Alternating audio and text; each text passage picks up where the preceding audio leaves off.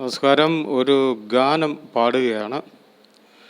ഒരു പയ്യൻ മനോവിഷമം കയറി ഇങ്ങനെ നടക്കുകയാണ്. അവന് ഊട്ടിയിലെത്തി. ഇങ്ങനെ അവിടെ ഭയങ്കര മഞ്ഞും മഴയൊക്കെ ആണല്ലോ. കാലാവസ്ഥ പ്രതികൂലമാകുമ്പോൾ നമ്മുടെ ടെൻഷൻ മാറുമെന്നൊക്കെയുള്ള ഒരു സൈക്കോളജി ആയിരിക്കാം. എല്ലാവരും മനോവിഷമമൊക്കെ കൂടുമ്പം പലപ്പോഴും, അല്ലെങ്കിൽ മനസ്സിൻ്റെ സംഘർഷം കുറയ്ക്കാനായിട്ട് ഊട്ടിയിലും മറ്റും പോകുന്നത് അതുകൊണ്ടായിരിക്കാം. അങ്ങനെ ഒരു പയ്യന് ഊട്ടിയിലെത്തിയതാണ്. ജോസ് എന്ന നടനാണ് അഭിനയിക്കുന്നത്. മഴയും മഞ്ഞും ഒക്കെ കൊണ്ട് ഇങ്ങനെ ആലോചിച്ച് വരികയാണ്. അവന് ഉള്ളിൽ സംഘർഷമാണ്, വിഷമമാണ്. എന്താ വിഷമോ കാരണമെന്ന് വെച്ചാൽ, അവൻ്റെ അച്ഛനും അമ്മയും തമ്മിൽ ഭയങ്കര പിണക്കമാണ്. രണ്ട് ധ്രുവത്തിലാണ്.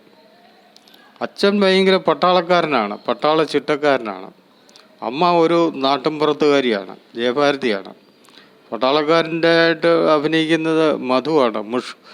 മുറക്കട മുഷ്ടിയാണ്, ഒരു മുരടനായിട്ടാണ് അഭിനയിക്കുന്നത്. അയാൾക്ക് ഈ ജയഭാരതി നാടൻ വേഷം കളഞ്ഞ് പട്ടണത്തിലെ സ്ത്രീകളെ പോലെ പെരുമാറണം, സൊസൈറ്റി ലേഡിയായിട്ടൊക്കെ പെരുമാറണമെന്നാണ് മധു ആഗ്രഹിച്ച് അവരെ ഇടിക്കുകയും പലവിധ പീഡനങ്ങളൊക്കെ ചെയ്യുന്നതായിട്ട് കാണുന്നുണ്ട്. പിടിക്കുന്നുമില്ല, പക്ഷെ പറച്ചിലൂടെ അത് നമുക്ക് മനസ്സിലാക്കാം. അപ്പോൾ അങ്ങനെ വളർന്ന ഒരു പയ്യനാണ് ഈ ജോസ്. അവന് വിഷമം കയറി അവൻ ഇവിടെ എത്തിയതാണ്, ഈ കൊടൈക്കനാലിൽ പോയിട്ട് ഊട്ടിയിലെ മനോഹരതയിൽ അവൻ നടക്കുകയാണ്. ഈ നല്ല മഞ്ഞും മഴയൊക്കെ ആകുമ്പം നമ്മുടെ വിഷമം കുറയുമായിരിക്കും എന്നുള്ള വിചാരിച്ചാണ് എല്ലാവരും അങ്ങനെ വിചാരിക്കുന്നത്. അങ്ങനെയാണ് നമ്മളൊക്കെ എന്ന് പറഞ്ഞാൽ ഞാനില്ല, എനിക്ക് പോകാൻ പറ്റില്ല, പൈസ ഇല്ലാത്തതുകൊണ്ട് ഞാൻ ഊട്ടിയിലൊന്നും പോകാറില്ല.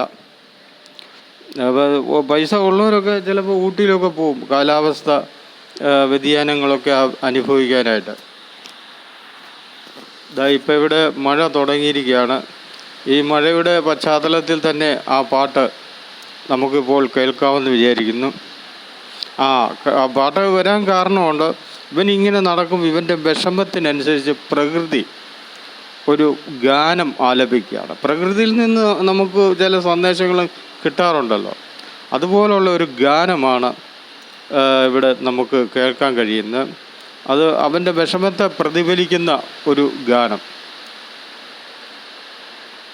മനുഷ്യനു ദശാവതാരം, അവൻ്റെ മനസ്സിനും ദശാവതാരം.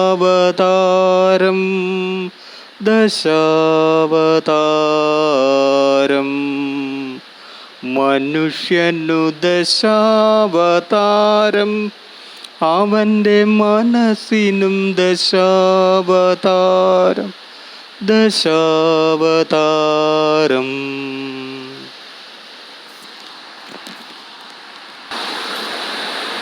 ചിലപ്പോൾ മത്സ്യം, കൂർമ്മം, വരാഹം, ചിലപ്പോൾ പകയുള്ള ഘോരസർപ്പം.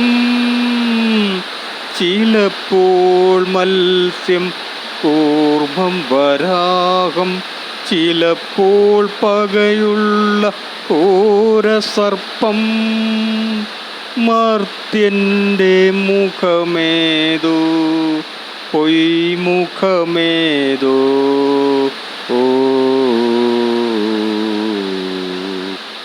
മനുഷ്യനു ദശാവതാരം, അവൻ്റെ മനസ്സിനും ദശാവതാരം.